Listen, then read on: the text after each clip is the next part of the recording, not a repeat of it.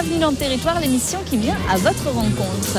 1 millier d'exposants sur plus de 60 000 mètres carrés de stands, 230 000 visiteurs attendus sur 11 jours. Vous l'aurez compris, aujourd'hui, je vous propose un retour sur la Foire internationale de Montpellier. Lieu de découverte et d'échange, la 6e foire de France est avant tout un vaste espace commercial où les commerçants et artisans venus de la région ou même de plus loin font le maximum pour attirer le client. Depuis sa première édition en 1949 sur l'esplanade Charles de Gaulle, la foire a bien grandi et cette année, pour la première fois, la grande salle participe à l'événement. L'Arena fait la part belle au sport et aux sportifs, le thème de cette 62e édition. Mais avant de découvrir ce nouvel espace, je vous propose de faire un tour dans les autres halls du Parc Expo. Suivez-moi. Bring it back.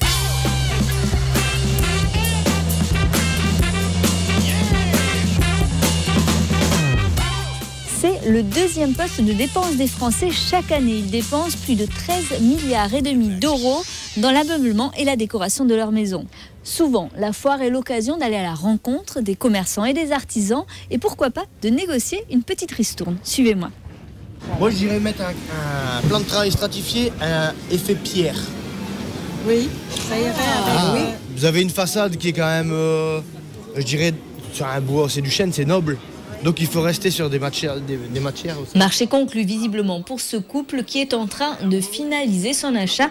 Ce cuisiniste de Moguio est présent sur la foire depuis 25 ans. Pour lui, c'est un moment commercial incontournable. En termes de chiffre d'affaires, la foire pour vous, en termes de part par rapport aux années? Moi j'ai 7 magasins dans le Languedoc-Roussillon, on a 4 départements. Ça représente le chiffre d'affaires d'un magasin moyen que j'ai dans un secteur. Donc c'est quand même important. Quoi. Sur 10 jours de foire? Sur 10 jours de foire, oui. Le chiffre d'affaires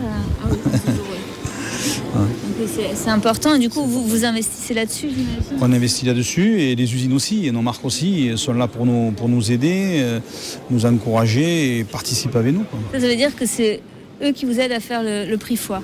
C'est eux qui nous aident à faire le prix foire. De toute façon. Comment ça marche? Mais c'est des aides qu'on a au niveau des pourcentages de remise. Voilà, donc, on a aussi des gens qui sont là avec nous sur les stands qui sont là pour nous aider. Donc on peut avoir une ristourne si on vient pendant la foire? Mais bien sûr, bien sûr. En pourcentage, ça peut faire combien? On ne peut pas calculer ça en pourcentage parce que ça ne veut rien dire en pourcentage. On savait très bien. Mais on a des aides avec les usines qui nous aident sur les achats directement. Quoi. Voilà. Et bon, comme des fois dans l'année, ils nous aident avec les publicités, là, ils nous aident directement. On peut en faire profiter les clients directement. C'est comme ça. En fait, c'est pas sur vos marges que vous prélevez le prix? Non, on ne peut pas. Aujourd'hui, il ne faut pas croire que dans les commerçants, on ne gagne pas de l'argent comme ça. On investit. On n'est pas à une époque, vous avez parlé de la crise tout à l'heure, on est loin d'une époque où on faisait de la marge, où on gagnait de l'argent. Ça ne se passe pas comme ça, le travail. Aujourd'hui, on a des marges étroites, serrées toute l'année. Quand on fait que ce soit on fait les cheminées aussi et quand on fait les cuisines. Mais ça ne se passe pas comme ça, quoi. Les marges sont étroites, donc heureusement que les usines nous aident pour rogner un peu notre marge sur les achats, quoi. Voilà, simplement.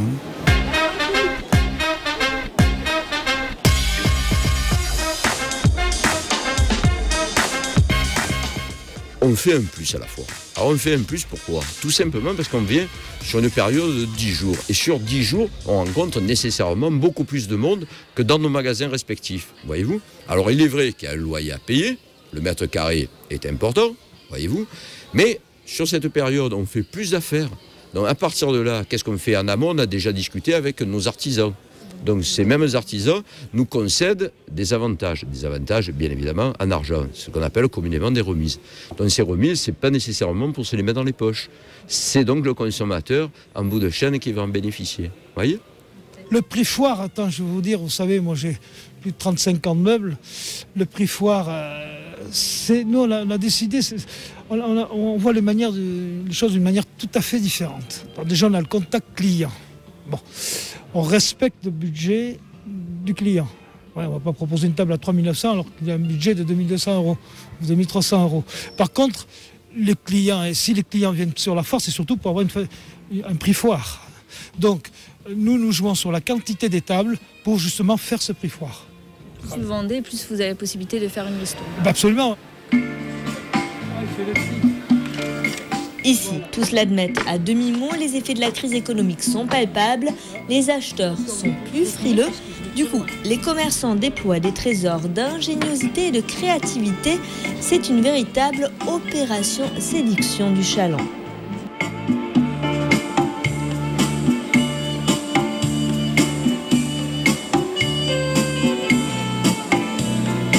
On me fait de bonnes conditions, c'est sûr que je pourrais acheter, le cas échéant, oui.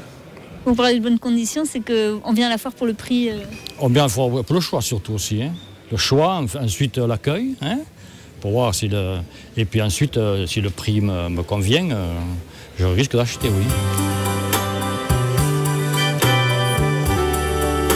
Après un bon quart d'heure de discussion et de musette, ce client potentiel préfère se donner le temps de la réflexion.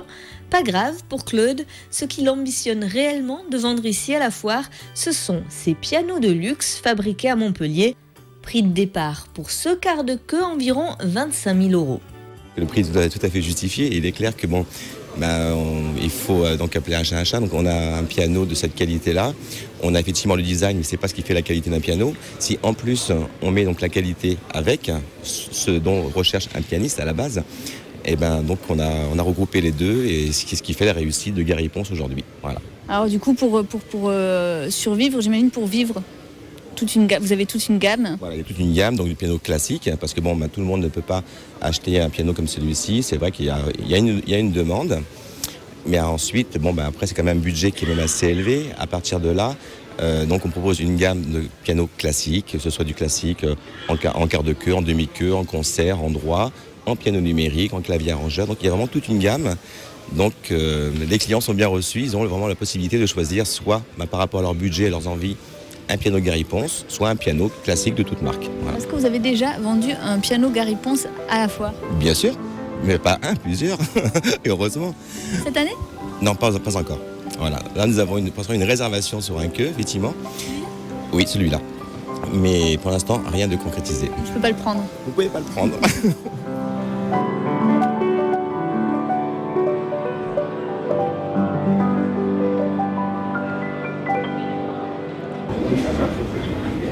Fatima, là on est un peu chez vous.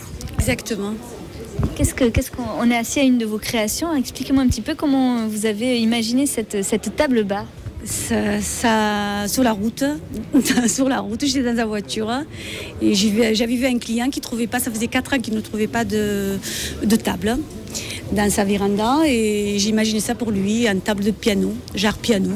Et puis quand on est que tous les deux, on peut prendre son petit déjeuner un petit peu plus à la hauteur et puis voilà, ça a été comme ça. Explique-moi un petit peu ce que ça représente pour vous en termes de carnet de commandes par exemple, la foire. Et là, vous avez rempli la foire, sur les canapés, on travaille uniquement sur la foire. Il n'y a pas beaucoup de retours. Sur tout ce qui est création, on travaille une année avec la foire. C'est-à-dire qu'il y a un suivi chez les gens et puis les gens reviennent dans le magasin parce qu'on se trouve sur Lunel. Le magasin se trouve sur Lunel. Le fait de venir ici à Montpellier, ça peut vous remplir le carnet de commandes pour une année en fait. Ah oui, bien sûr, heureusement. Donc ça veut dire que la foire vous fait vivre. Exactement. Et puis nous, on fait vivre la foire. Car il faut dire qu'un stand à la foire de Montpellier constitue un réel investissement pour une entreprise. En moyenne, un espace de 20 mètres carrés revient à environ 800 € pour 10 jours, sans compter les extras, parfois indispensables. 230 € pour une arrivée d'eau, 470 € pour une connexion Internet. Mieux vaut donc que la clientèle soit au rendez-vous, ce qui n'a pas forcément été le cas en ce début de foire 2010.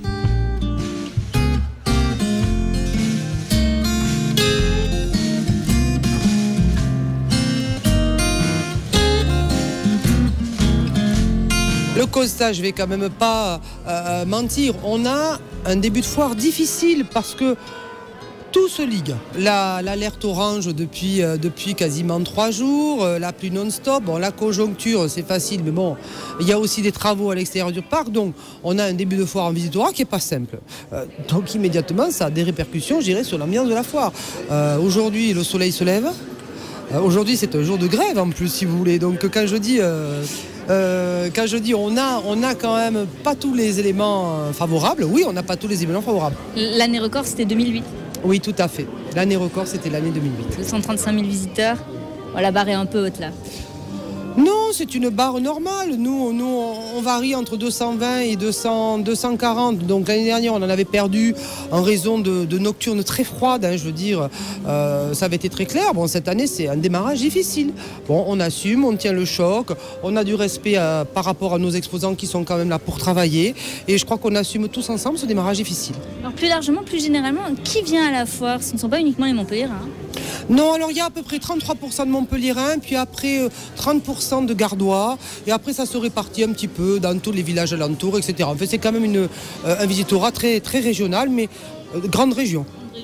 Et combien dépense-t-on en moyenne à la foire? Ah, alors ça dépend des années. Le panier moyen, alors bon, quand vous faites un gros achat, ça change la donne, mais ça peut aller en moyenne de 90 à 150 € le panier moyen. Il y a des personnes qui viennent se promener et d'autres qui viennent acheter. Quel est le public finalement? Quel est le profil du public? Le profil du public, c'est les deux. Et nous, notre objectif, c'est d'avoir des visiteurs, quelle que soit leur motivation. Je veux dire, bon, il y en a qui viennent, c'est très clair, parce qu'ils ont une idée bien précise. Alors, ils vont acheter des meubles, une cuisine, parce que c'est pas du tout la même démarche. On n'achète pas une cuisine comme on va acheter des petits objets dans le pavillon du monde chez des démonstrateurs. Après, vous avez des visiteurs qui, eux, le disent, on vient pour se promener, pour passer un moment. La foire, c'est quand même un rendez-vous. Et à cette occasion-là, d'ailleurs, ils deviennent aussi des acheteurs, parce que quand on est dans une bonne ambiance, on achète. Et puis, il y en a aussi qui viennent pour aller sur la terrasse marchande, parce que gourmande qu'on a appelé cette année, parce que là aussi, même avec un peu moins de visiteurs, on voit quand même que c'est un rendez-vous, je dirais, incontournable. Très concrètement, jusqu'à présent, les rendez-vous, c'était toujours plutôt des pays qui étaient donnés. Là, cette année, le sport, ça marche bien, ça attire du monde. L'espace sport marche bien, c'est-à-dire qu'on a du monde, on a eu un gala de catch, etc. On a pris cette décision cette année parce qu'on ouvrait l'aréna pour symboliser un petit peu les sports qui allaient se passer dans l'aréna. Et puis que les sports, c'est assez fédérateur, ça concerne les grands, les petits, etc. C'est pas dit qu'on ne reviendra pas à un pays invité d'honneur l'année prochaine, parce que le pays invité d'honneur est aussi très plébiscité par le visitorat. Certains exposants se plaignent de la cohabitation avec les sportifs. Il y a eu une réunion hier soir, qu'est-ce qui a été trouvé comme solution? Oui, alors... Je dirais la cohabitation, ça peut l'être en raison du bruit, mais on a fait de très très gros efforts sur le bruit. On a fait tomber un rideau, etc. C'est moins ça. Je dirais que la réalité, c'est que comme l'aréna est un bâtiment nouveau, c'est plus l'irrigation du visitorat qui gêne les exposants. Donc on a renforcé la signalétique, on a fait des entrées obligatoires. Enfin, on s'est vus ensemble. Et je crois que c'est ensemble qu'on va essayer d'avancer. Et puis on se repenchera, et on l'a vu avec eux, sur la foire de l'année prochaine. Les gens venaient voir le sport et pas forcément les exposants, en fait, c'est ça? Oui, les exposants nous disaient, ils viennent voir le sport, ils passent pas par le hall démonstrateur. Donc on a fait en sorte qu'ils rentrent par le hall démonstrateur. Quels sont les ingrédients pour une foire réussie finalement? Une foire réussie, c'est quoi? C'est beaucoup d'exposants, des visiteurs, et que tout le monde soit content au final. Ça, c'est la vraie recette de la foire. Et pour l'année prochaine, vous avez prévu quoi? Vous avez déjà des pistes? J'imagine que le thème est déjà défini. Non, je pense qu'on va se poser après cette foire pour bien réfléchir à la foire de l'année prochaine. C'est pas encore défini? Non, pas du tout. D'accord. Pas d'idée, pas de piste? Pas d'idée, pas de piste, mais c'est peut-être comme ça que sortent les meilleures idées.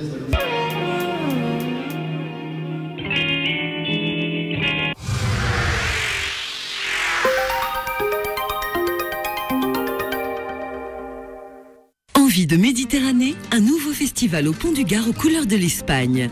Au programme, 4 journées de rencontres ensoleillées. Cuisine, cinéma, musique, conférences, marchés, expositions. Envie de Méditerranée au Pont du Gard du 28 au 31 octobre. Réservez d'ores et déjà votre repas gastronomique ou traditionnel au 04 66 37 50 88. Tendrissime, les boucheries authentiques. C'est la plus grande variété de viande, mais c'est aussi le plus grand choix de produits régionaux, Gardiane, Côte de Taureau et son activité traiteur. C'est également en ce moment, en exclusivité, la vente de taureaux de corrida de la Feria de Nîmes. Tendrissime, depuis 38 ans, c'est 3 adresses pour mieux vous satisfaire, à Nîmes, au marché Garien centre-ville, et à Montpellier, centre commercial Les Collines d'Estanove. Testez, vous verrez. La cigarette. Pour faire comme les copines. Pour passer le temps. Dans les embouteillages du matin et ceux du soir. En attendant celui qu'on aime. En parlant de l'avenir. après avoir appris qu'il sera plus difficile d'avoir un enfant. Infertilité, cancer, vieillissement prématuré.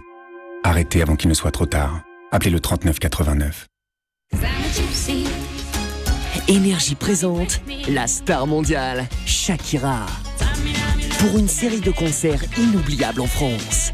Le 16 novembre à Lyon, le 26 novembre à Montpellier, le 5 décembre à Amnéville et le 6 décembre à Paris-Bercy. Location, point de vente habituel et énergie.fr. Vivez l'expérience Shakira sur scène avec Énergie.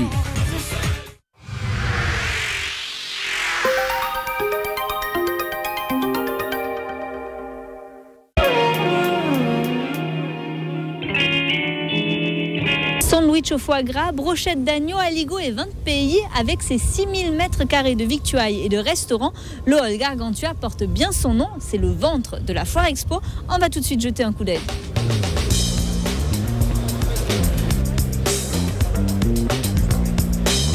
Le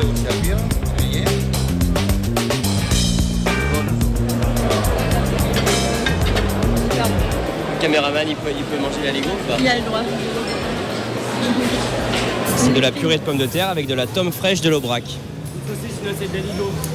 Avec un petit peu d'ail, un petit peu de poivre, c'est une spécialité avéronaise. Et ça se coupe au ciseau. Et ça se coupe au ciseau, c'est plus facile, parce que ça file. Lorsque l'aligot file, c'est qu'il est bien réussi, vous voyez. Voilà. Ça fait partie des institutions de la foire. Complètement, depuis 15 ans maintenant cette année. 15 ans qu'on est présent sur la foire. On fait une dizaine de foires par an. D'accord, alors il y a une organisation particulière, c'est pas comme dans un vrai restaurant. Exactement, mais on a toutes les structures pour monter un véritable restaurant sur ces manifestations, sur les foires. Un petit restaurant en kit, comme une paillote. Exactement, montable, démontable. La truffade, c'est une poêlée de pommes de terre avec de la tome fraîche, de l'ail, un peu de persil. Et on en rajoute quelques lardons. Là, vous faites la concurrence à l'aligot. Ça fait un peu la concurrence à l'aligot, mais bon, ça permet d'un choix différent. Sur les 6000 m² du hall Gargantua, la plupart des restaurateurs sont spécialisés dans les foires. Structure démontable, cuisine miniature et surtout, pour tous, une partie de l'année passée sur la route. Alors après je pars à Grenoble, je fais Paris, Salon de l'Agriculture et Forêt Internationale. Après je fais des chalets à Marseille sur le port pendant les fêtes. Et c'est à peu près tout. Je fais Montpellier, j'ai pas fait Marseille cette année, normalement je la fais aussi. Vous vivez un peu sur la route? Eh oui, forcément. Qu'est-ce que c'est les avantages et les inconvénients d'une vie comme ça à suivre les foires? L'avantage, c'est assez sympathique, c'est plaisant. Malgré tout, on arrive à gagner notre vie aussi. Et bon, les inconvénients, c'est quand on est en famille, les enfants, tout ça, voilà, d'être un peu éloigné. Mais ça fait du bien après de se retrouver, quoi, voilà. Ça marche bien quand même, il y a du monde qui vient sur les... Ça n'a pas super bien démarré, bon, on n'a pas été gâtés par le temps non plus, donc on fait les comptes à la fin, nous. L'année dernière, ça s'était bien passé? Ça s'était très bien passé l'année dernière. Ouais, cette année, en plus, il y a les travaux aussi, je pense que ça va un peu gêner les gens sur Montpellier. Voilà. Montpellier, par rapport aux autres foires que vous faites, c'est... C'est une bonne foire. Généralement, c'est une bonne foire.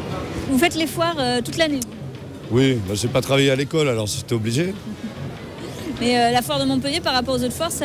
C'est une bonne petite foire. Moi, j'habite à Montpellier depuis peu, alors je suis à la maison presque.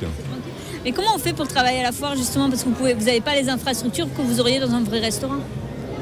Ah ben, on a tout un matériel, hein. On est aux normes de sécurité, normes d'hygiène, de pompiers, de tout ça, on est super contrôlé. Hein. Ben, on fait que ça, alors c'est des gens, pour beaucoup ici, hein. On a tout le matériel, on a des camions, des gros camions, des petits camions, des chambres froides mobiles, des cuisines modulables et tout pour travailler là-dedans. Ouais. C'est vraiment spécifique. Vous faites ça depuis combien de temps? Depuis 30 ans. Et j'ai que 29 ans, quoi. C'est depuis 30 ans. J'ai toujours fait ça, mon père, mon grand-père, toute la famille. Mon grand-père était à la place là, il y a 7 ou 8 ans. Il a pris sa retraite, il a arrêté. Donc vous avez pris la suite? Ah oui, pas le choix. Hein. J'ai une salade avéronaise avec une assiette de charcuterie pour commencer, dans le menu à 29. Et ensuite un aligot et un pavé saignant.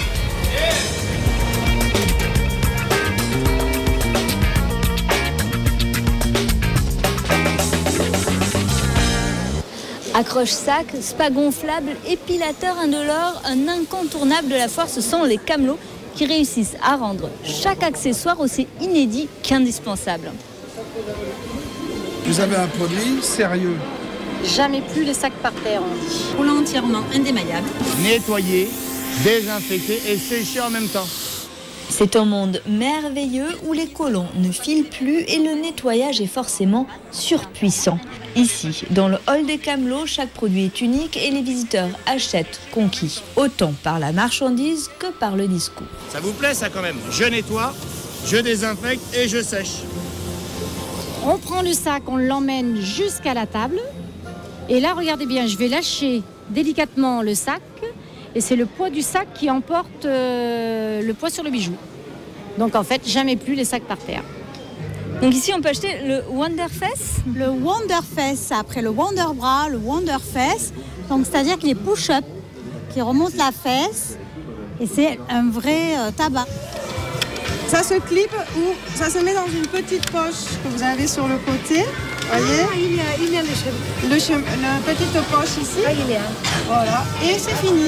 Et avec la musique, ça bouge. Voilà, tout simplement. Alors que comme ce produit est à base d'argile, l'argile est un abrasif très fin, d'accord? J'y suis chaque année, chère madame. Chaque année, je suis là. Les produits miracles, ça n'existe pas, mais sachez que ça, c'est un produit sérieux. Et les camelots, on aime beaucoup les camelots aussi.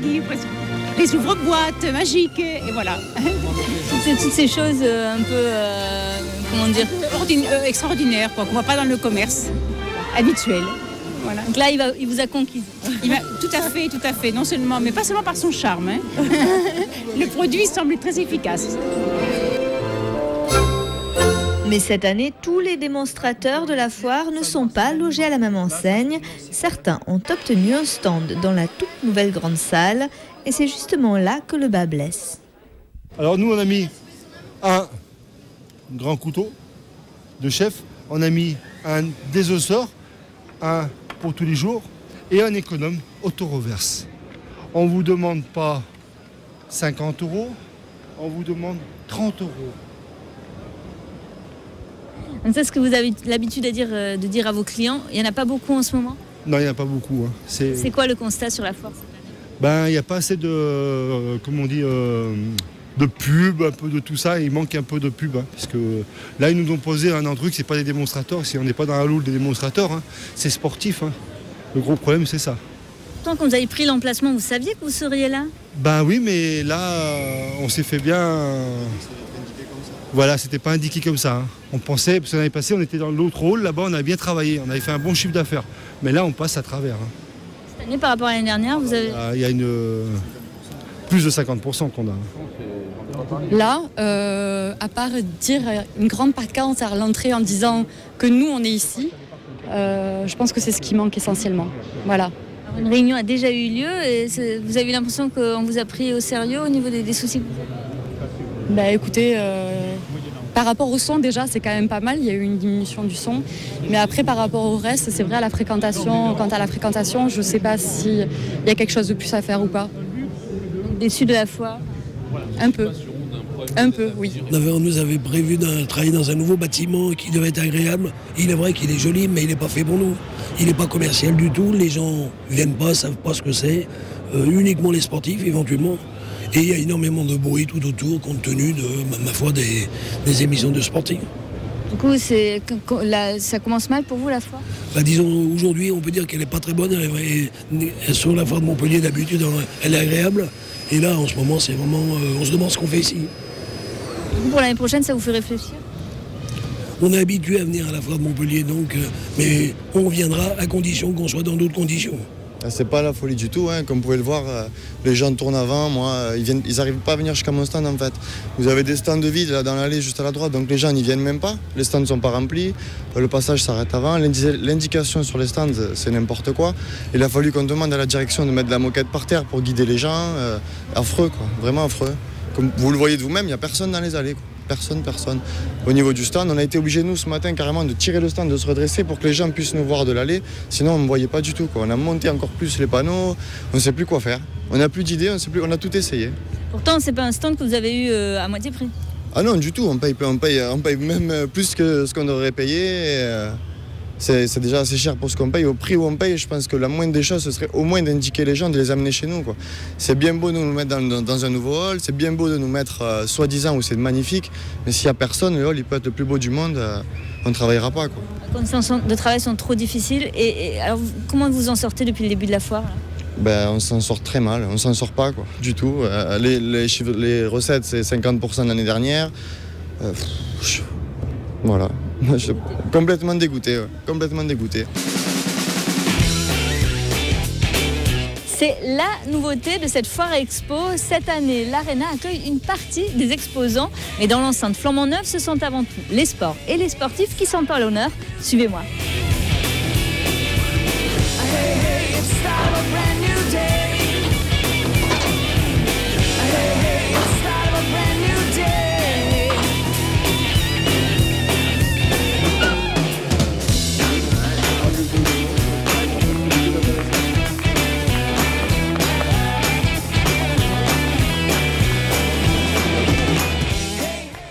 C'est un endroit où vous pourriez imaginer de l'athlé indoor? Ah bah oui, complètement, ouais, c'est une super complexe. L'athlé indoor, on le fait au POPB à Bercy, donc ici c'est un complexe encore plus moderne, avec, oui forcément ça donne envie de faire l'athlé, avec 10 000 personnes autour de nous, forcément c'est un rêve ça. Vous avez rencontré du monde, les gens sont contents de venir vers vous ici Ouais, c'est vrai que c'est sympa. Bon, on ne me connaît pas encore spontanément, le soufflet est un peu retombé, mais les amateurs d'athlé et de sport me connaissent, donc oui, c'est toujours très sympa. On a vu quelques jeunes, là, notamment Kevin qui est derrière vous. Là, c'est des jeunes que vous encouragez, j'imagine. Bien sûr, Kevin, c'est la grande star de demain dans le décathlon et dans l'athlétisme. C'est quelqu'un qui a énormément de potentiel. Et puis c'est quelqu'un qui, je l'espère, que je vais pouvoir accompagner jusqu'aux Jeux de 2016. Parce que moi, je vais faire les Jeux de 2012 avec une volonté de grosse performance. 2016 sera une fin de carrière et j'espère pouvoir l'aider pour faire une grosse performance, lui, là-bas. Alors justement, si vous aviez un conseil à donner à un jeune qui a envie de se lancer dans le décathlon, c'est lequel que vous donneriez?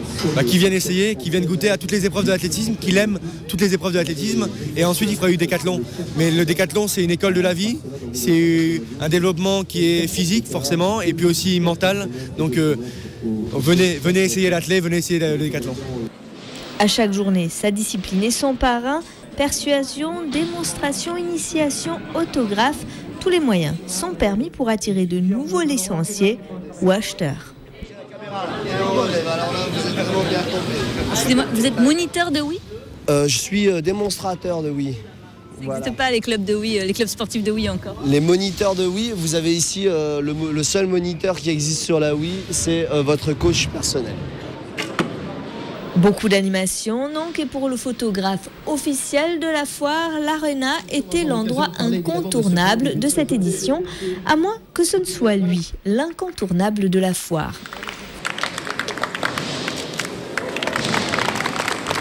J'ai commencé à la foire de Montpellier en octobre 1960.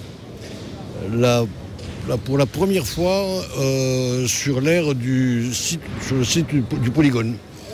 Puisque jusqu'en 1959, la foire se situait sur l'esplanade. Et en 1960, pour la première fois, elle franchissait la voie ferrée et descendait au Polygone. Et c'est là que j'ai démarré. Vos souvenirs de ces premières foires, quels sont-ils? Oh, les toutes premières foires, ça représenterait, ça ressemblerait à une petite kermesse par rapport à ce que c'est maintenant, à ce que c'est devenu maintenant. Il est vrai que ça a pris une ampleur très importante. Et ce qui est surtout... le Polygone, ça a duré quand même 7 ans, de 60 à 67. Et ensuite, en 68, ici, les débuts ont été difficiles aussi, puisque c'était un vaste terrain plein de boue. Les parkings étaient en terre, avec les pluies d'octobre. Je vous laisse deviner, il y a eu quelques souvenirs épiques. Alors qu'est-ce que vous diriez aux photographes moins expérimentés que vous? Qu'est-ce qui fait un bon photographe de foire? Oh là là. Bon, beaucoup de travail bien entendu, ne pas regarder les heures, ne pas regarder les jours fériés, et bien évidemment.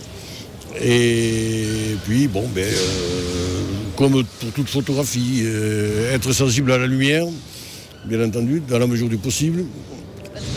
Et quand c'est pas évident, article 22, se débrouiller et puis trouver la solution. On est bien aidé maintenant avec le numérique, ça facilite les choses.